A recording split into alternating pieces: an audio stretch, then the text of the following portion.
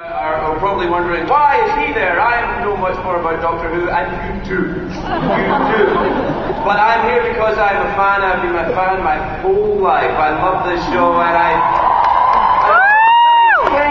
let me explain to you in a way that maybe you'll understand. When I was a little girl, I had an imaginary friend.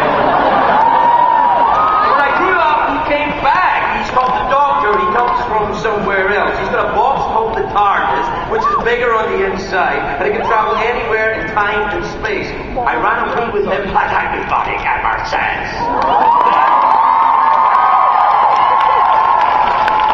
I don't want to spend a lot of time, because we want to get the panel out, we want to get your questions going. And remember, if the right question is asked, the silence will fall.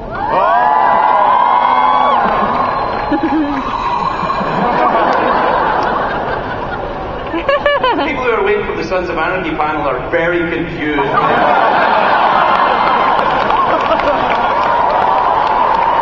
bikers are like, what the hell is he doing? I don't want to know. Where's the bike? I'd like to introduce you to our panel today. First up is the producer of Doctor Who. I believe there's creepy people like myself. It'll never go away. You can ask the rest of them. Yes, it is you. Who's taking care of your cats while you're here? I kind of split the room there a little bit. Listen, you're taking the Doctor this year, Stephen. Let me ask you. You're going to places that even in the last season you went to places that he's never been in 50 years. What? Thank you. Thank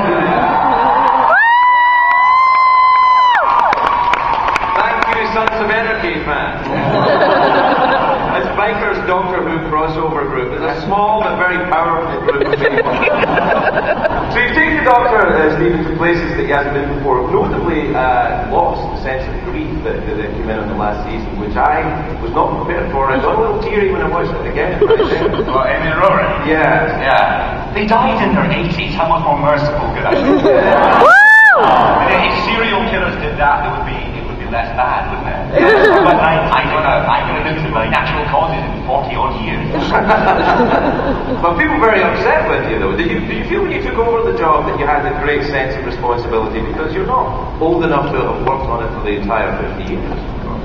Darling. Well, I was 2 when it started, so and it would have been a surprise choice, but I was... yeah, well, I think you feel responsibility, of course you do, but you just feel unbelievably excited. Yeah. You're always the point of feeling afraid or responsible. You think, I get to do Doctor Who, even if I do it badly, that's cool. It's extraordinary. No, it's been the thrill and the tremble and laughter. I absolutely adore it. I still adore it to this day. I'm still a fan of it, even though it wrecks every day of my year. I just adore it. What about and going to the origins of if I can throw it to you three at the end there, the making a new Stephen, of course, involved in this as well, but the story of the origins of the show, how did that come about? Well, it's a story we all really, anyone who's been a fan of Doctor Who, all grew up with. It's sort of like our mother's milk, really, like bedtime reading. The story of how... By the time I was reading, I was off my mother's milk. Speak for yourself. All right. Really, a very unlikely group of people came together through a series of happy accidents to create a show we're still celebrating and loving today. So really, it's a story I particularly wanted to tell for ages, and it all came together for this anniversary with David brilliantly playing the first Doctor, William Hartnell. Were you a fan of the show before, David? Yes, well, Mark remembers John Pertwee, the first Doctor. I'm a few weeks older than him, so I remember Hartnell. And it was just every Saturday evening, that's what you did, you know. And I wasn't in my teens, I was like 20. So, you know, it was the pub had to wait. And I imagine it's been a rather difficult Comic-Con for you, because in your Game of Thrones capacity, a lot of people hate you in San Diego. Well, for some reason, the wedding invitations are dried up.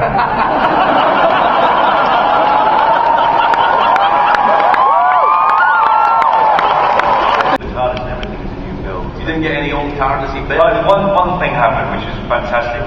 In the original TARDIS, there's a brass pillar which was hired from a place called Trading Post, which is where most of the props come from on TV. And the production designer went back and said, with a picture, and said, we need something like this. And they said, what, those? And there they were, the same ones 50 years ago, waiting to be hired again. So we put them back into the original TARDIS. Yeah, it was, the whole project, though, is full of amazing little coincidences like that. And one thing that's incredible, we had 4 Marconi cameras in the studio from the time. One of them is actually still working.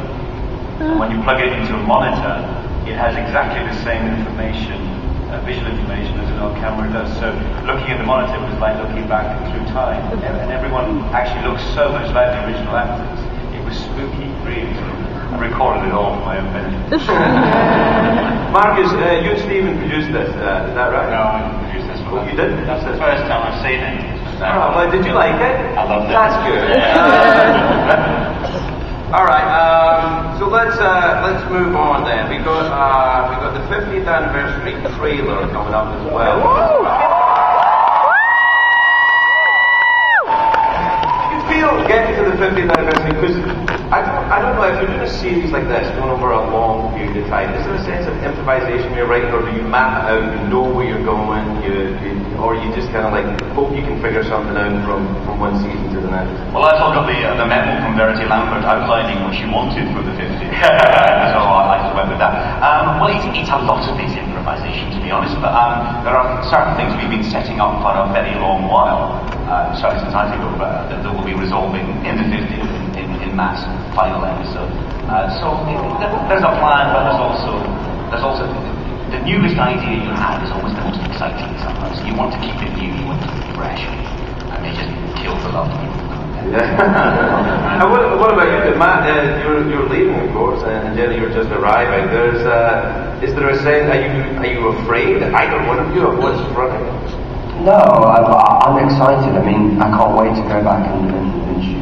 That's what watching that trailer does. It makes you just like, oh, I want to get back to college, Yeah, get back on set. and make it again, exactly. And it's been the most fabulous journey. I'm very proud of what we've all achieved. I take with me great friends, you know, and I think we'll try and make the Christmas special one of the best and just the most inventive, brilliant movie. All those things.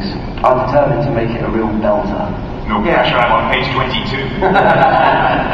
What about the chemistry between the Doctor and his companion? There's always this kind of weird, unresolved, kind of friendly, unresolved sexual tension. I assume it's unresolved. I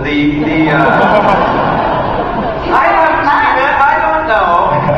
But, is there a sense of, are you intimidated by, or do you look at the work of the actors, not necessarily intimidated, but look at the work of the actors who went before, notably maybe Piper and Tennant, who had a fantastic... Do you observe it because you're playing the same character? So yeah, which you are. He's the same man, but also each actor that plays it comes with a different sort of emotional background and makeup and all the rest of it. And actually, if you look at me and Dave is sort of more swashbuckling with the ladies, and my Doctor is often quite sort of flummoxed. Rhubarb is the ultimate alien to him, and so it depends on what spin you want to know. But now Clara's come along, and she's different to Amy. She kind of challenges him in a different way. I think he'd have more chance of snogging Clara than he would. It's asexual, really. Yeah. Well, mine. I think there are a lot of young people here who completely disagree with you. At times. Yeah. I just want to say Game of Thrones and Dr. Who are my two favorite shows of all time. And my favorite episode is the Satan Pit, because the Doctor was really out of his element.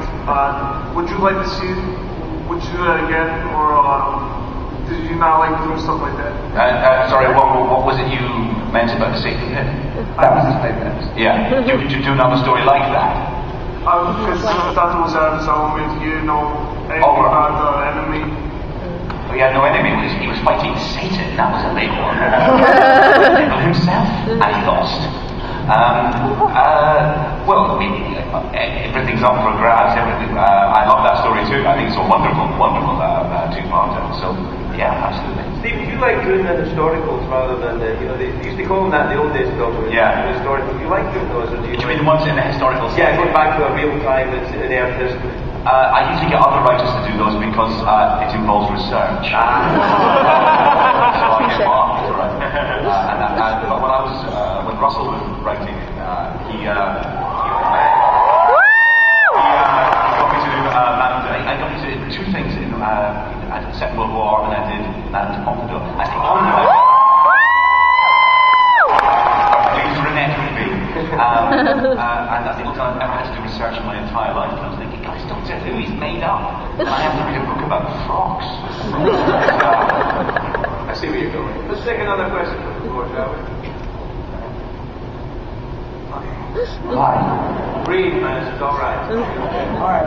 America wants the Doctor Who experience. Yeah!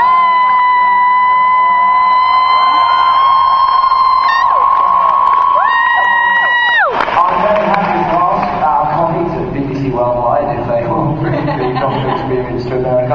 Or failing that, just fly to Cardiff. Yeah. And we're right there. It's a lovely time. It's a lovely time. Yeah, it rains a lot though. It's fine, you're inside. Who knows? Who cares More if it's people raining? watch Doctor Who in America, more likely it is. That's what will happen. More successful will come, more likely it will happen. About money. Can I ask the one question we had, the lady in the understated frock?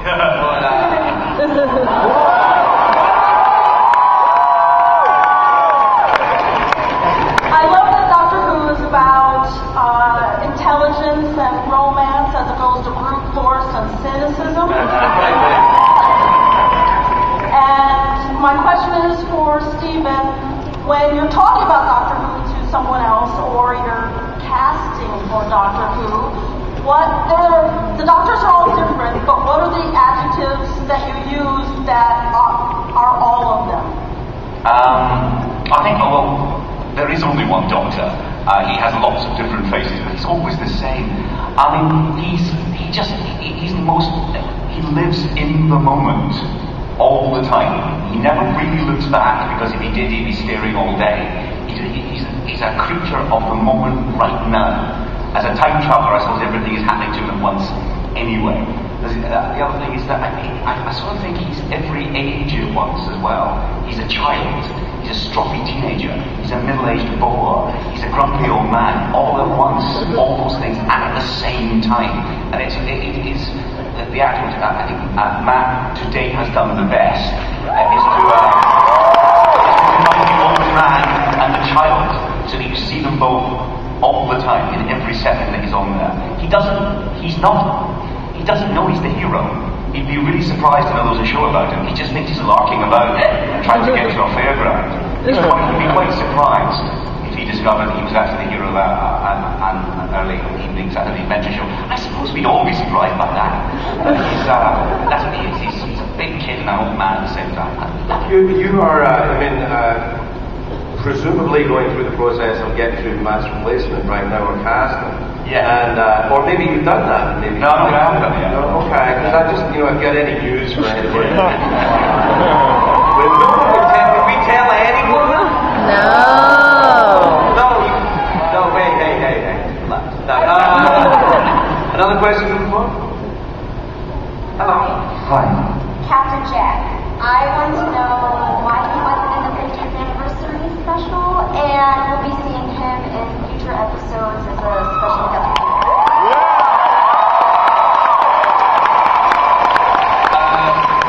Well, you can't group everybody in the 50th. Do you know how many? He's been going for a very long while. And how do you know what is or is not in the 50th? You've seen age, right? And I have lied my arse off for a month. You know nothing. Don't make me talk. The other thing is, it's always story-driven. It is always story-driven. If you have a great idea for Captain Jack, he'll come back. If we don't, then we won't. As simple as that. Boring answer, but the truth. Young lady. Hello, Doctor. Which one? Name's Alpine. What is it you call me? How are you? Wonderful, Doctor. Good to see you. Wonderful. I wanted to tell you thank you for everything. You guys are part of this huge show that's changed people's lives. And it's amazing and incredible. And it's lasted so long. So I wanted to ask everyone what did Doctor Who change about your life the way it's impacted ours? Wow, God, it changed everything. It changed my life and my family's life. And, I'm proud and grateful to be part of it. I've got some of my closest friends, from having worked on the show. And also, just because I am on the way out, I just wanted to say thank you for all your support and encouragement.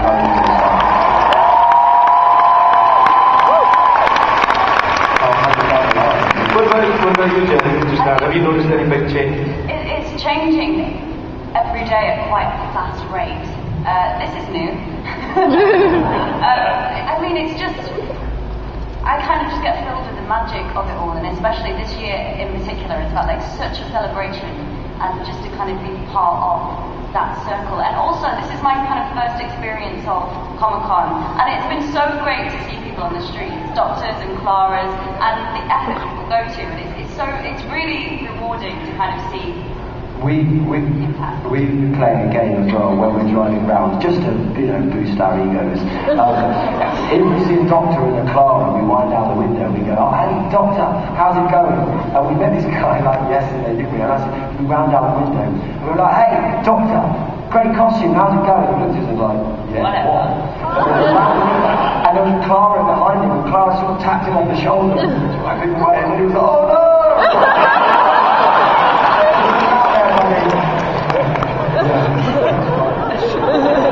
But you're pretty good at cosplay, the Who fans. It's good. We have a really strong footprint.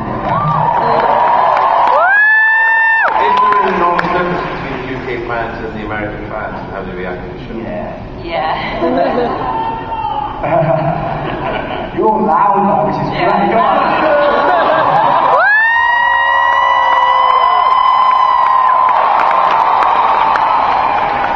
Another question from the floor, if you please. Hi, I'm Marina, and I just really wanted to ask, what was your favorite memory with the cast from Series 7? Who are you asking? Filming. The whole panel.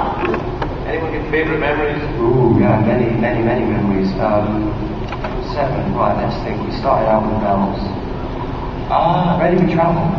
I've got one. You got it, yours. It was going on at the very beginning. We did Asylum of the Daleks, and I went into a room where we all had all the Daleks, just sitting there, and it was just so exciting. It was a room full of every different kind of Dalek. Yeah, we couldn't get you out of that room. I had a really funny day on set, which was in the Snowman episode. We are up on the roof, kind of having a confrontation before the ladder goes down, and that was a fun day because I think it's kind of all the elements of Doctor Who. It felt the director shouting "crump." Do you remember that? Yeah, sort of thing, crump. Yeah, and you know what? Because we often have to react to things that aren't there instead of actually seeing a snowman. Someone go crump. And there's so many, the great thing about the show is every 2 weeks you have fabulous actors coming in and out. The landscape of the set and the world completely changes. It's always changing. You have writers like Mark, Steven, it's high quality, so there's so many memories. I can tell you mine. Mine was lucky enough to get Dame Diana Rigg in my second episode. And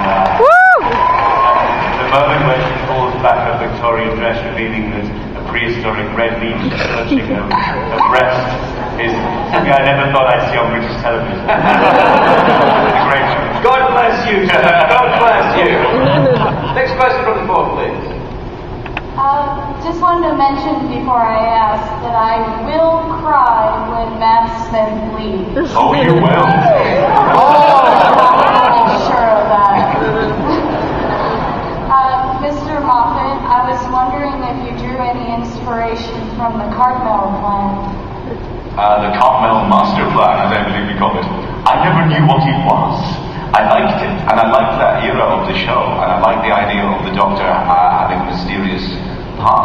I never got to find out what the answer to all that was. I suppose we should. So not especially. Beyond the idea that I think I agree with Andrew that the Doctor should be mysterious. He's a man, he hasn't told you everything. In fact, he's told you barely nothing. He's managed 50 years without introducing himself properly. So he's quite, I like that idea that he's powerful and mysterious and a bit remote. You don't really know. But beyond that, not especially. No. Nice face. Hello. Hello, other young ladies. What's with the other young ladies? My name's Sophia. First, I wanted to say hi, Jenna and Matt. Hi. Hi, yeah. Second, I want to thank you on behalf of everyone for everything you've done with the show to affect us. Thank you. My question is for the entire panel. I wanted to know if you could play any character thus far for the Doctor Who series, who would it be and why? Wow. Probably the Masters, because I think alternative. That's quite easy. I play Strax. You're not tall enough.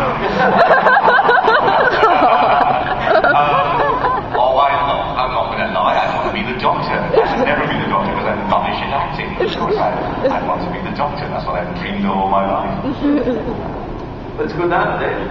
I had such a good time on Dinosaurs from Spaceship with Matt.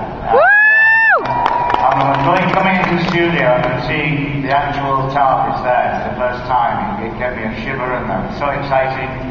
And when it finished, I thought, well, that's it. That's my Doctor Who experience. How wrong I was. And well, it's the same for me, the Doctor. I mean, I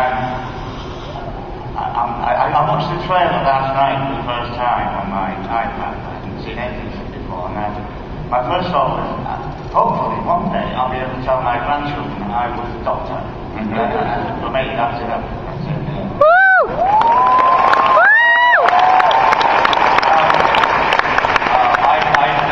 I've been lucky enough to be Doctor Who twice, so I'd like to meet Joe Grant.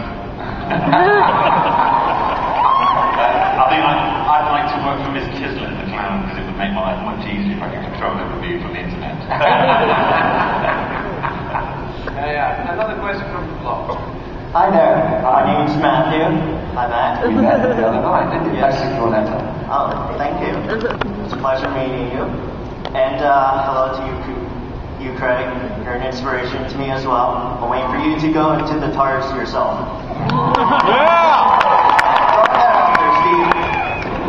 My question to you guys is actually for all of you.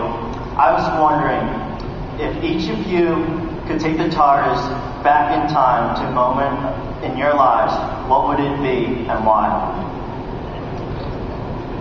Wow. Well, yeah. It's a deeply personal question, Matt. Let's have it. Okay, where would I go? I mean, some I can say in the room for the 7,000 people, and some I just can't. So, no, where would I go? I would go.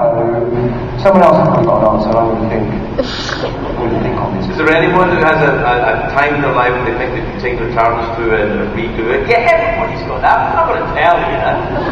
Are you? Somebody might. No, I don't think anyone's going to talk to any of that. I have a question.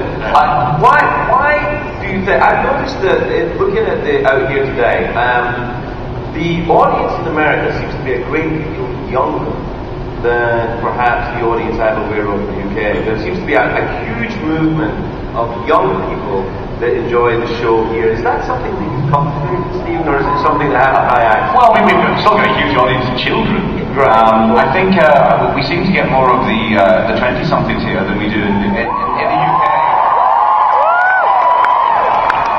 You're cheering a decade of your life. That's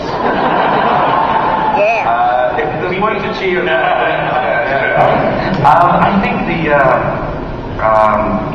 I think in the UK we tend to lose them in their 20s and they come back later. I think as a kid.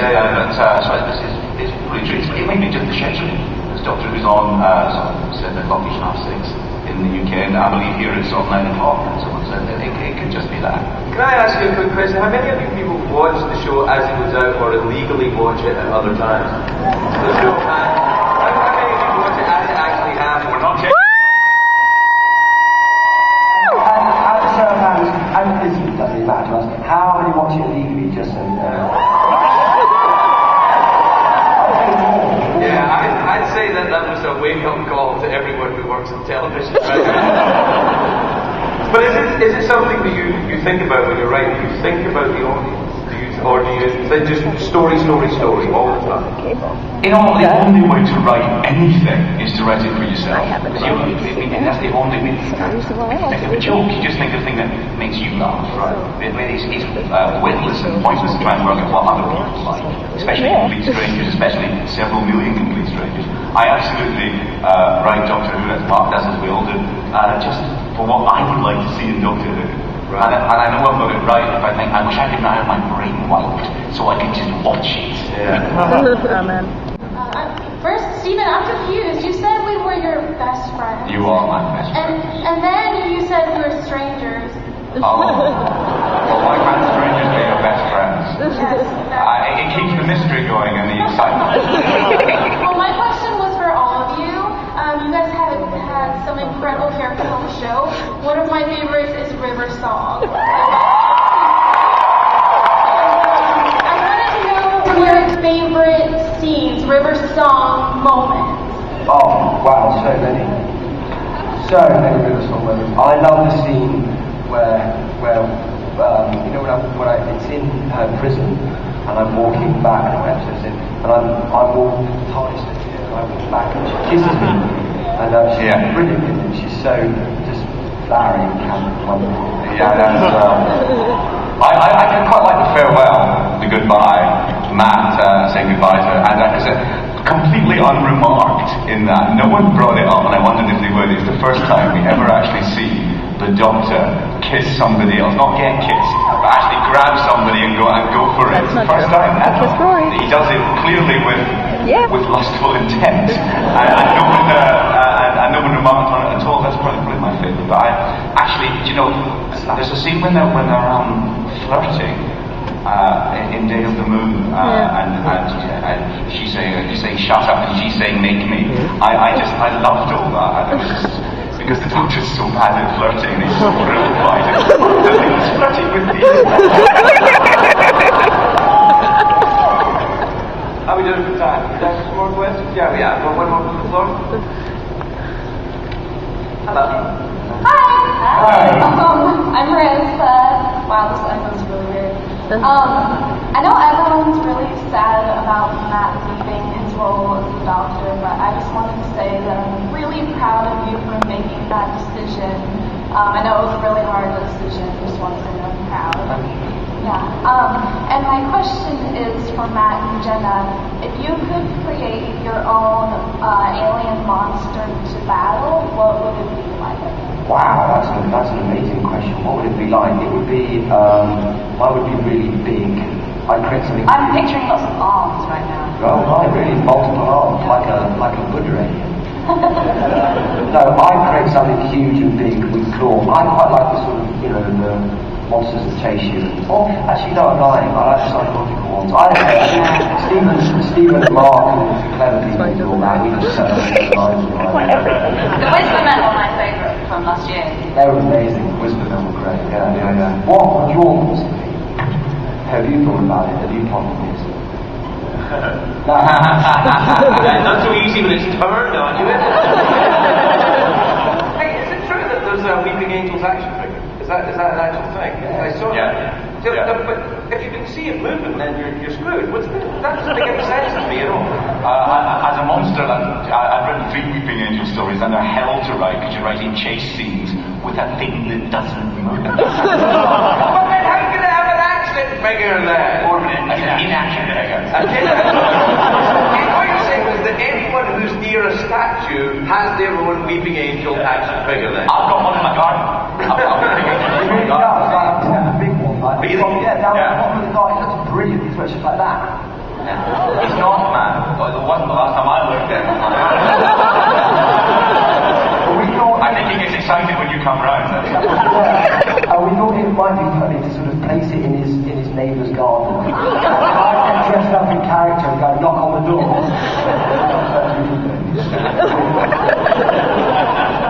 We did, I think, called Crash of the Elysium, remember that? Which was a sort of immersive theatre experience where people are taken through a crash ship and they're attacked by weeping angels. Really amazing. And really, really genuinely frightening. And Matt was going to make a personal appearance after that, but before he did that, he decided he wanted to go round it and see what it was like. So he put his hoodie on and he snuck along at the back. And he saw one particularly frightened little child. And so he went over to say, "It's not real." And she looked up to see the doctor.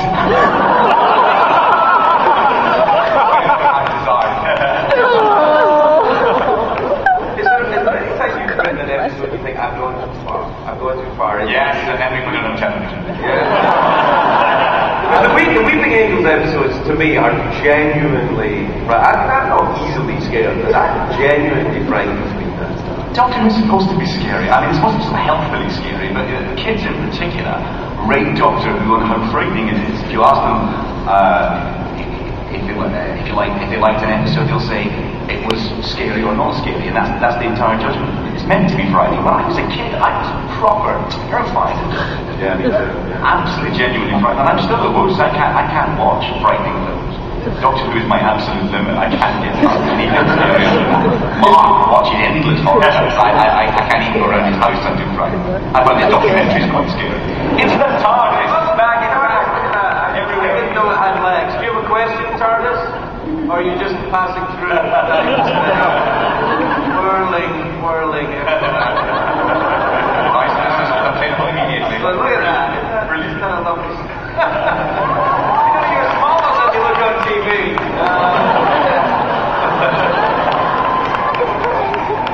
Hey, and is there a point in the scariness of... Is there a point of gore that you won't go past? If you say, is it limited by what... Well, we wouldn't do gore and Doctor Who. I mean, I think it's fairly hardwired into all our heads, isn't it? You just never do blood. Yeah, but is that an absolute rule? Is that a production rule? No blood? It's not so much a rule, it's just sort of how stylish. It wouldn't feel like Doctor Who if it was all horrible and gory. We just kill people discreetly and nicely. But Mark is on the floor sorting these things out generally. We all kind of know the show we're making, so we don't want people to scare kids. Definitely. Right. We scare ourselves, but we don't want to disturb anybody. Yeah. Although we blew Solomon up in a spaceship. Yeah. He was slightly being Solomon, wasn't he? Yeah. What about when Hilary Jones blew up that spaceship and then it felt like snow on London? Presumably alien bits falling, wasn't it? Yeah. Well, yes, but it looked like snow. Yeah. So as long as it looks pretty, you can do anything you want with it. Yeah. Right. That seems fair. Pretty much what you saying to me. Oh, stop. Right, okay. Just say stop. You don't have to hold up a sign that says stop. Alright, I can see it. So, please thank our panel for showing us.